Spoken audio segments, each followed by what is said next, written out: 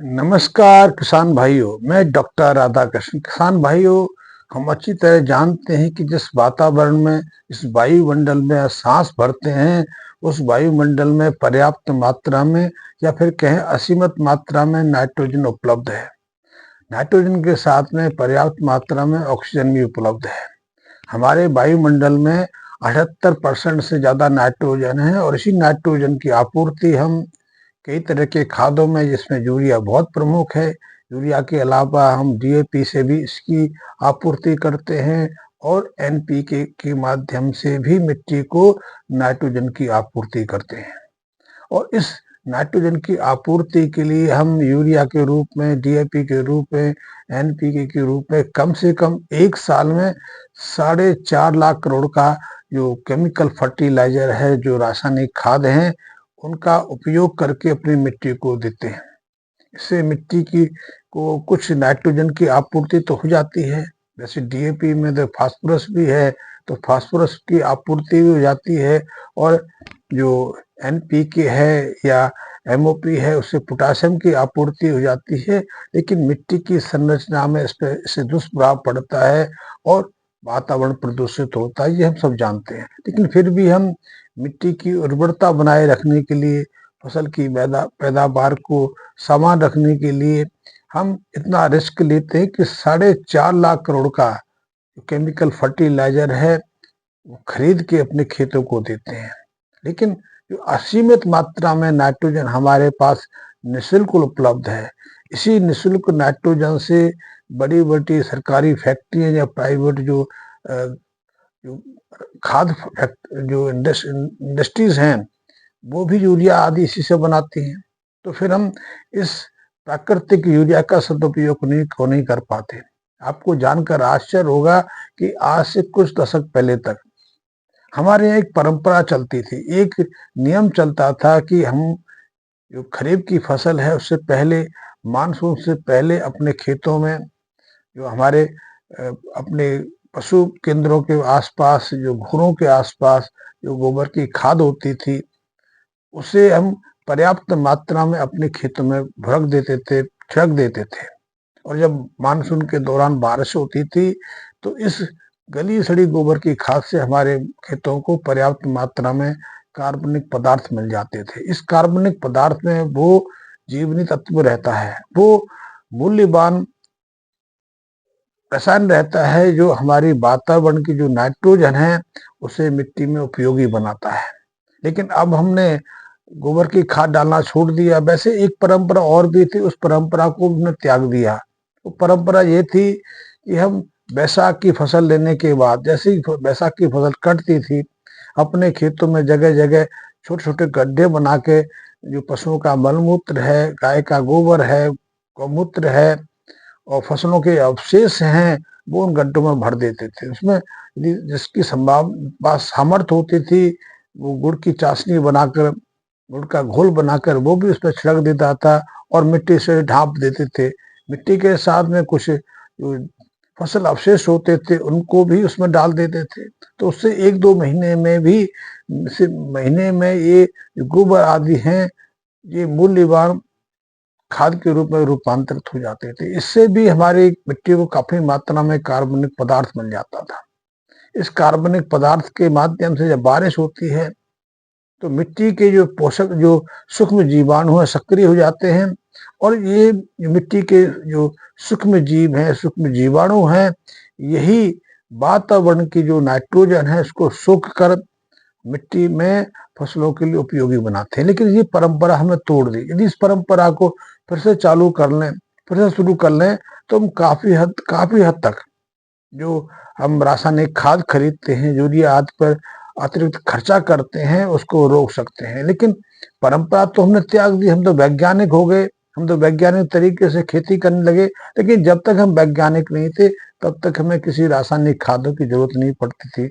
रासायनिक खादों के प्रयोग से हमने अतिरिक्त बोझ ही नहीं बढ़ाया, बल्कि जो फसलों की पौष्टिकता है, फसलों की जो महत्वपूर्ण गुण है पोषकता प्रदान करना, वो भी समाप्त कर दिया। इसीलिए फसलों में ना तो वो पोषकता रही है, ना वो स्वाद रहा है, ना वो गंध रही है। और अब फसलें जो हम रखते हैं, खास करके सब्जियों का आदि को, वो शीघ्र ही सड़ जाती हैं। तो यदि हम वातावरण की नाइट्रोजन को फिर से उपयोगी बनाना शुरू कर दें, तो ये जो अतिरिक्त खर्च है, जो जो अतिरिक्त भार हमारे ऊपर पड़ने लगा है, जिसके कारण उपज की बढ़ोतरी होने के बावजूद भी हम में से ज्यादातर किसान अब खेती से कटने लगे हैं, क्योंकि खेती में अब हमारी उतनी आय नहीं होती जितना ही खर्चा हो जाता है। हम अपनी जरूरतों को पूरा नहीं कर पाते, और यही कारण है कि हर साल बैसाख की फसल से पहले करोड़ों की संख्या में किसान अपनी खेती बाड़ी छोड़ने का बचाव लाना शुरू कर देते हैं। लाखों की संख्या में तो किसान हताश होकर, निराश होकर, या तो किसानी का कार्य छोड़कर शहरों की तरफ पलायन कर जाते हैं, और उसमें तो कितने किसान हताश और निराशा में आत्महत्या तक कर लेते हैं। तो मैंने शुरुआत की थी कि वातावरण की नाइट्रोजन का सदुपयोग करना। वातावरण की नाइट्रोजन का हम तब तक सदुपयोग नहीं कर पा सकते जब तक कि हमारी मिट्टी के अंदर राइजोबियम, एजिटोबैक्टर, एसिटोबैक्टर जैसे बैक्टीरिया नहीं हो। उनको जीवित करने की आवश्यकता है। वैसे इसको जीवित करने के लिए कई तरह के प्रयास भी हो रहे हैं।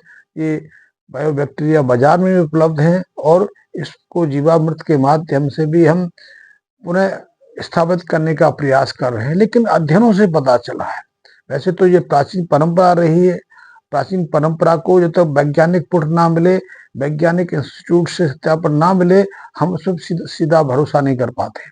तो अब तो अध्ययन कहने लगे हैं कि गाय एक ऐसा जीव है, गाय एक ऐसा स्रोत है जिसके ह्यूमन्स में, जिसके पेट के अंदर लाखों तरह के जीवाणु रहते हैं, लाखों तरह के सूक्ष्म जीव रहते हैं, बैक्टीरिया रहते हैं, जो मिट्टी के लिए, मानव के स्वास्थ्य के लिए और प्राणियों की जीवनी शक्ति के लिए बहुत महत्वपूर्ण है।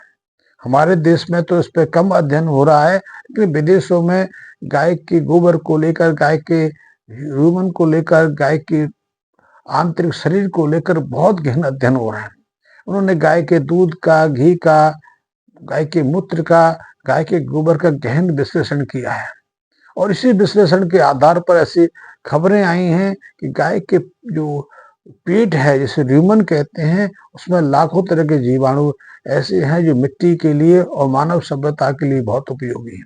इसलिए गाय के गोबर की खाद मिट्टी के लिए सर्वोत्तम खाद मानी गई है।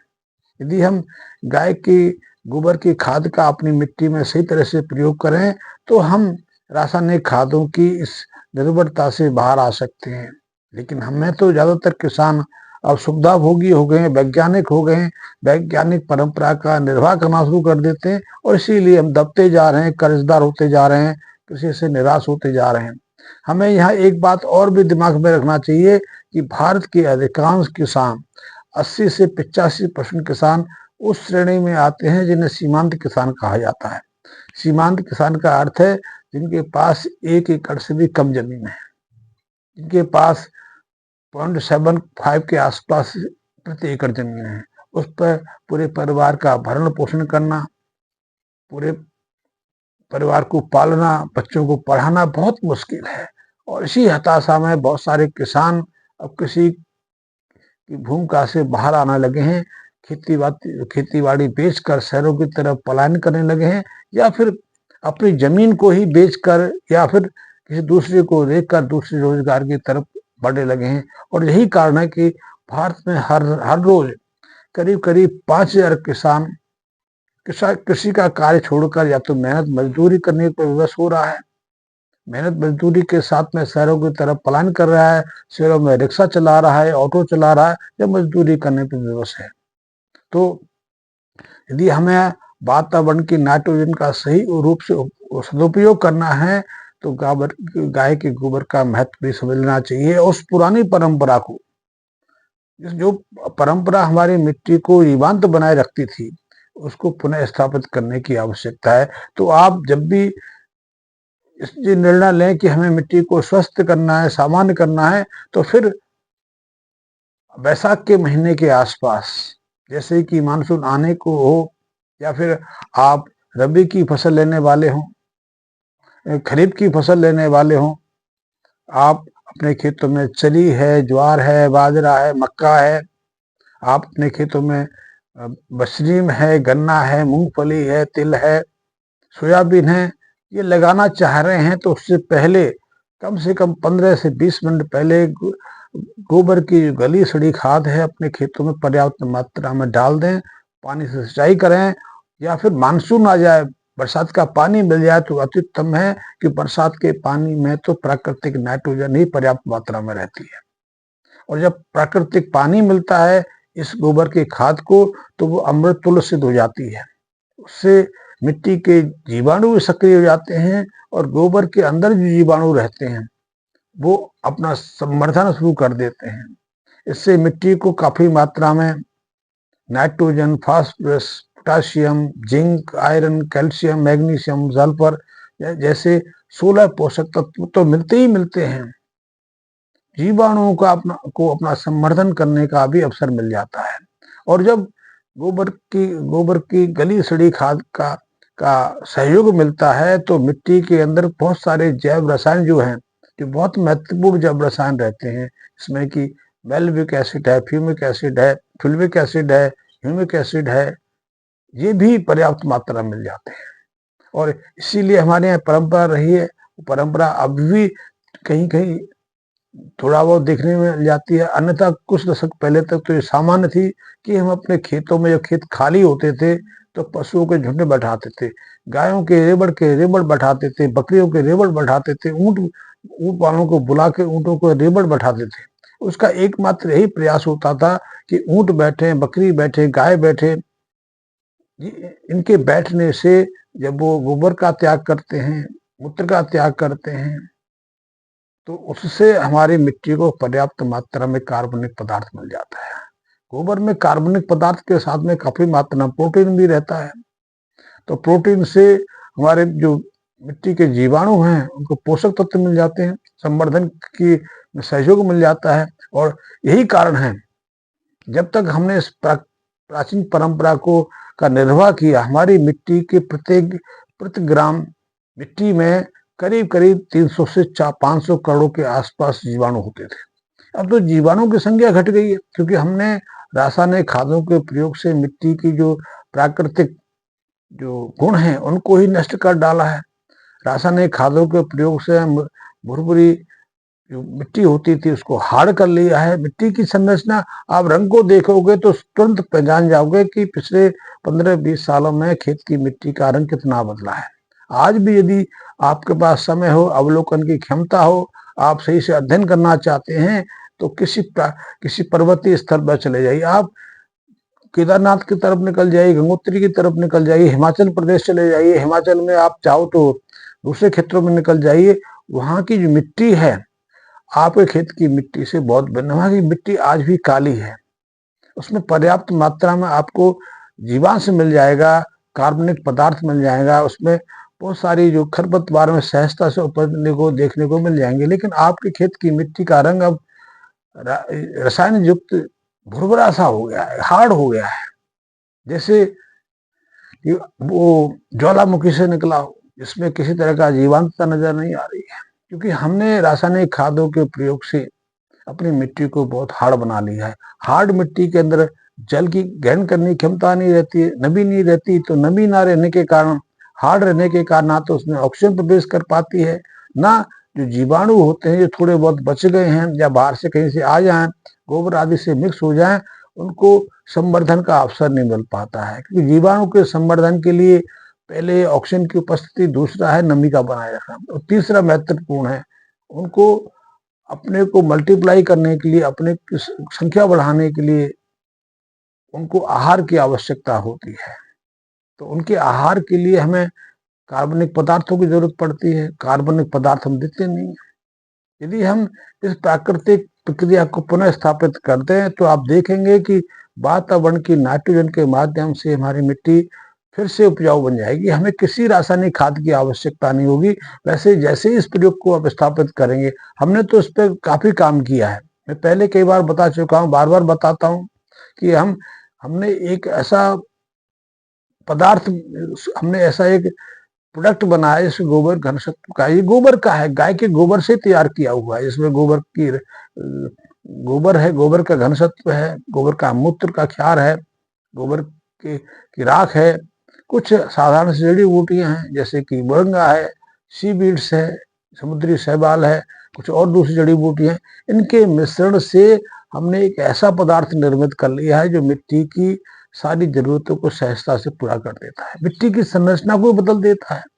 आप इसके प्रयोग से एक हफ्ते, एक महीने के अंदर अंदर आप अपनी मिट्टी की जो संरचना में आमूलचूल परिवर्तन महसूस करेंगे। मिट्टी के गुणों में तो आप परिवर्तन महसूस करेंगे ही करेंगे, साथ ही आप जो फसल ले रहे हैं, जो साग सब्जियां ले रहे हैं, जो फल ले रहे हैं या जो क्रॉप्स ले रहे हैं, उनमें भी आप उनकी बढ़वार में, उनके रंग में, उनकी वृद्धि में, उनकी शाखाओं में, उनके फूल संख्या में, उनके फूलों का फलों में परिवर्तन में आप निश्चित रूप से कम 40% के आसपास परिवर्तन अनुभव करेंगे। उसके इसके गोबर घनसत्व के प्रयोग से, गोबर भस्म संपूर्ण के प्रयोग से आपकी पैदावार में 25 से 30% की वृद्धि तुरंत होती है। जो फसलों की बढ़वार तो आपको हफ्ता 10 दिन में मिलना शुरू हो जाती है। रंग बदल जाता है पत्तियों का, पत्तियां ज्यादा हरे हो जाती हैं। हरी पत्ती का और आकार बढ़ने का अर्थ है कि अब वो अपना भोजन स्वयं काफी मात्रा में निर्मित करने की स्थिति में है। क्योंकि हमें एक और चीज बता दूं, हमारी फसलें जब नाइट्रोजन का प्रयोग करती हैं, फास्फोरस का प्रयोग करती हैं, पोटाशियम का प्रयोग करती हैं, कैल्शियम का प्रयोग करती हैं, सल्फर का प्रयोग करती हैं, तो उन्हें कार्बन डाइऑक्साइड की आवश्यकता है। 1 ग्राम नाइट्रोजन का सदुपयोग करने के लिए हमारी फसलों को 45 यूनिट के आसपास कार्बन डाइऑक्साइड की जरूरत पड़ती है। इसी तरह यदि फास्फोरस की उसको जरूरत है, फास्फोरस को उपयोगी बनाना है, तो उसको 54 यूनिट के आसपास कार्बन डाइऑक्साइड की प्रयोग करना पड़ता है। कैल्शियम की बात की जाए तो कैल्शियम तो 304 यूनिट के आसपास कार्बन डाइऑक्साइड की जरूरत पड़ती है। तो ऐसे में हम यदि कार्बनिक पदार्थों की आपूर्ति भी कर लें, फसलों को नाइट्रोजन, फास्फोरस और पोटाशियम का सदुपयोग बढ़ा तो वातावरण के काफी मात्रा में कार्बन डाइऑक्साइड का सदुपयोग भी करेंगे। और यदि वातावरण के नाइट्रोजन को हम अपनी फसलों के रूप में उपयोग कर पाए तो वातावरण की शुद्धि का भी कार्यक्रम हो जाएगा। तो आप इस तरह, मैंने छोटा सा आपको उदाहरण बताया कि हम वातावरण की नाइट्रोजन से अपनी जो खेत की मिट्टी है उसको उपजाऊ बना सकते हैं, उसके उपजाऊपन में वृद्धि कर सकते हैं और फसलों की बढ़वार को सामान्य स्तर पर ला सकते हैं। बहुत सारी और भी बातें हैं